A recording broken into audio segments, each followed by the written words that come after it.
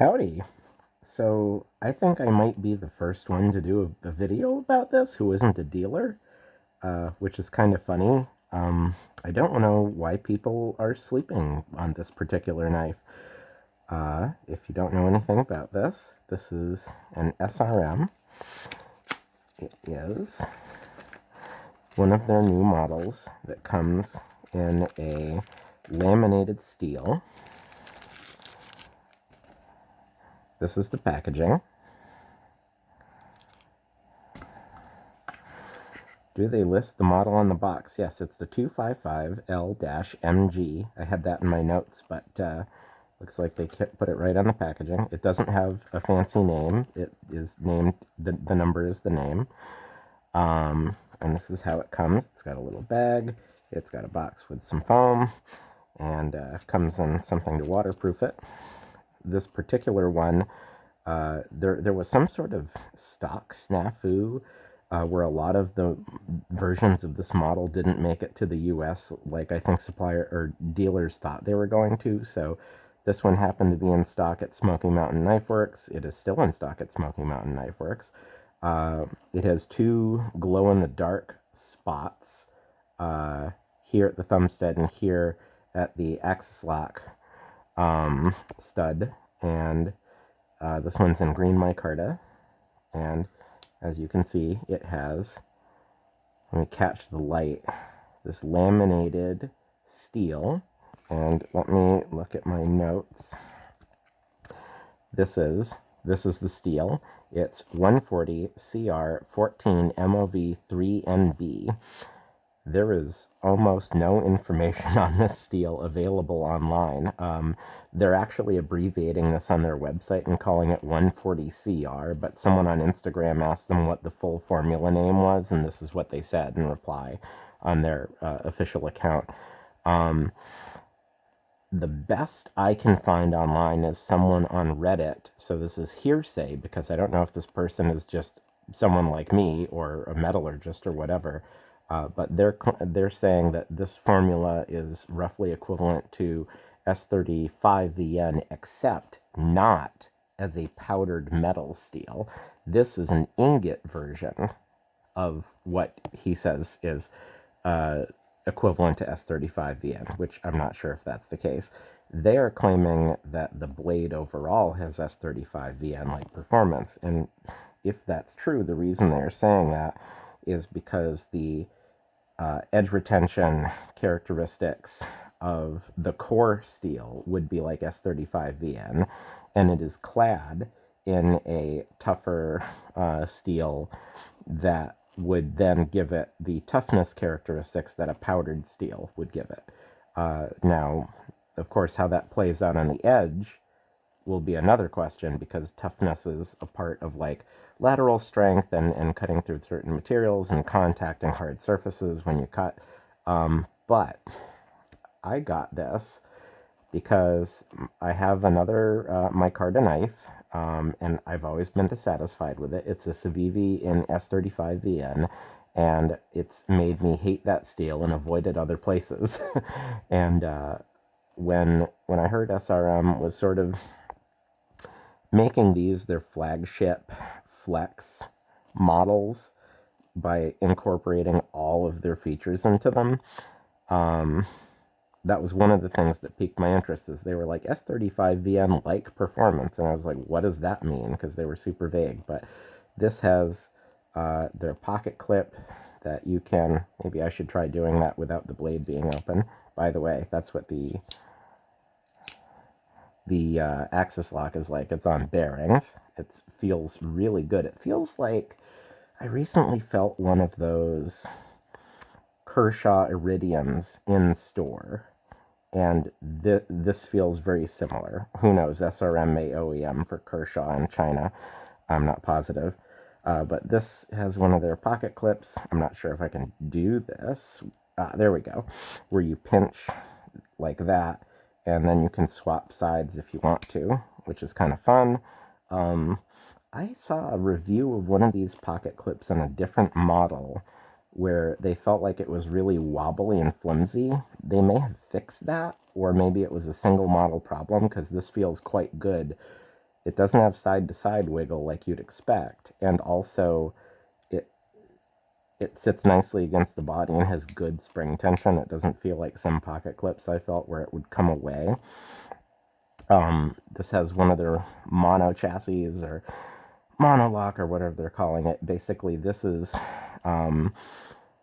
it's like this much of an integral, where this is a single folded piece of steel that is encompassing just the axis lock portion, and then the rest of it is built with back spacers and standoffs like normal.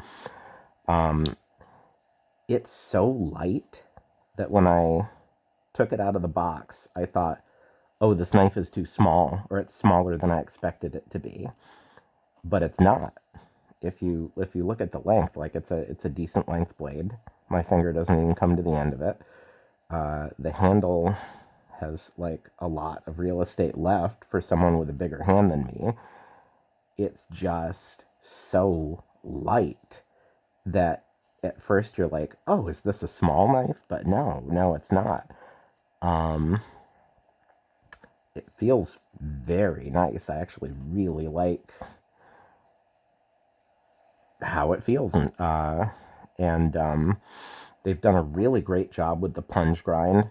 I think the light's hitting this so you can see this really well. They've totally cleared that plunge line. There's going to be a lot of sharpening life on this. The edges feels pretty thin behind the edge. I wish I'd prepared myself to get calipers before this, but it feels pretty thin.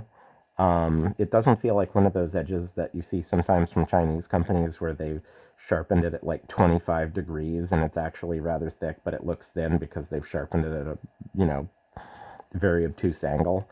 And here, let's try this.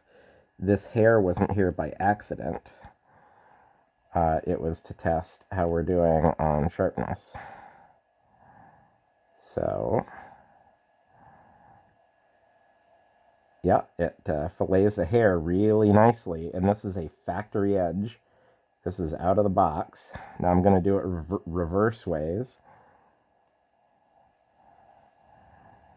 So this is going to be the opposite way. Yeah, oh yeah. I just shaved like the entire side of that hair off. Can I shave a shaved hair? Maybe? Yeah. This is probably sharpened to like 17 or 18 degrees by the feel of it, which is very slightly more obtuse than I usually go. I usually go like 15 degrees, but I feel myself turning about 2 degrees more to make that cut. But that's another thing I'd read, is that they are doing water-cooled sharpening on these edges, which is something that people have been yelling at American companies to do for quite some time because it results in not burning your edge and not ruining your steel. The fact that they're getting that kind of a really crispy, aggressive edge new that's also so refined. I actually really want to look at this edge through my microscope now, but I mean, there's no hint of a burr anywhere. There's no coarse grind marks anywhere. That is a really beautiful factory edge. That's one of the best I've ever had. And the fact that it's such a refined and sort of polished looking edge, and yet it isn't glassy, makes me have high hopes for this steel, because the problem I had with that Civivi, I could not get an edge like this on it. And I'm a very good sharpener, and I'm very good at getting really satisfying, scary edges on knives, and I can't get that thing to do what I want it to do. And the fact that this comes from the factory like this makes me have really high hopes for this steel. I'll be really curious to see how it behaves in use. But I mean, just out of the package, like, I think it's gorgeous. Let's see how the symmetry is on these grind lines, shall we? So here's where that terminates on this side. Oh, same place. Here's where that terminates on this side, right before the stud. Yeah, those are like really attentively made. grind lines. Beautiful edge.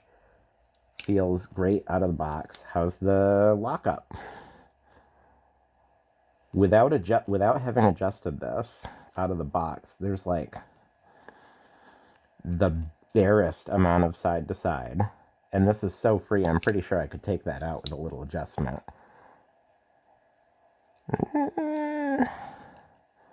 Nope. No up and down. The axis lock bar had not advanced fully.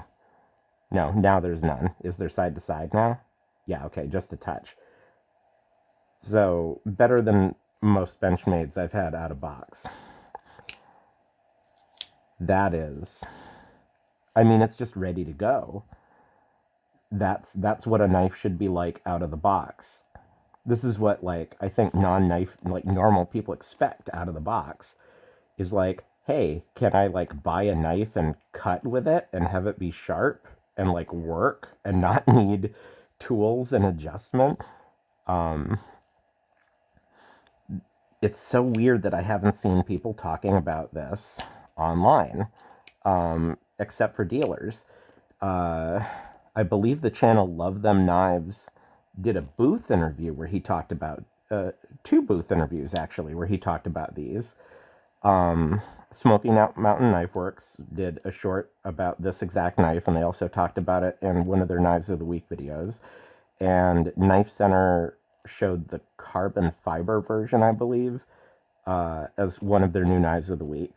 Although I think they're completely out of stock on all models right now. But, like, no YouTuber that I've seen has this in hand and has talked about it.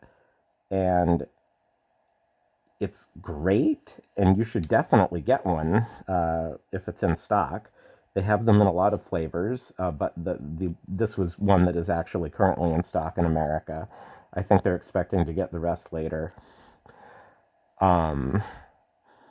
So this thing piqued my interest because SRM has long been either kind of a producer of not really clones, but like imitations of more successful models from established makers like CRKT, or they've acted as a OEM for a bunch of companies, and I don't know for sure that list off the top of my head, so I don't want to rattle that off and be wrong about one or two of them.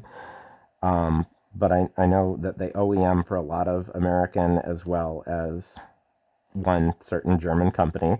And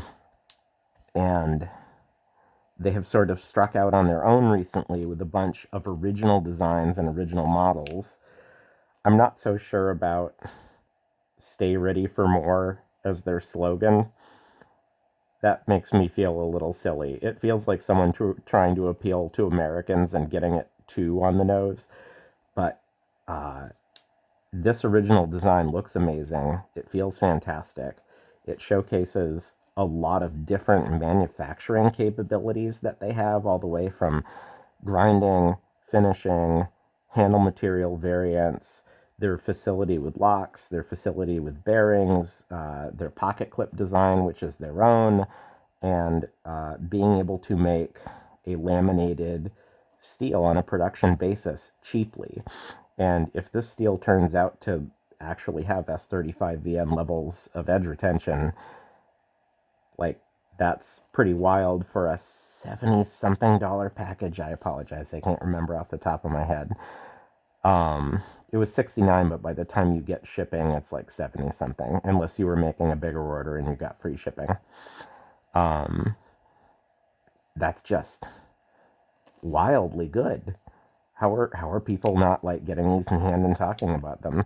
You know, everybody's talking about the $10 Walmart Ozark trail knife, and don't get me wrong, we ordered one of those, but it feels like a $10 knife, except the steel doesn't. It apparently is, by all test results, D2, which is kind of insane. That used to be like a steel that was like the premium tier back when I started the hobby, but this feels expensive, and it's not. And it really showcases, like, this company. You know what it reminds me of is, here in Maine we have this company Rancourt, and they make hand-sewn moccasins, and for years and years and years they weathered the other shoe companies dying in Maine by doing contract work for basically everybody who ever listed themselves as having a USA made mock toe. Uh, you know, Brooks Brothers and Bass and Eastland and companies like that. And then they struck out on their own and they were like, hey, we want to make our own shoes and showcase our work. And this is kind of what SRM is doing here. They're saying, hey, look, we've been an OEM for a long time, and now we're going to flex and make our own stuff. And I think this deserves some attention. Like, this is exciting. This is unique. There's really nothing else on the market that's precisely like this. So anyway, I thought I'd make a video about it as I opened it up.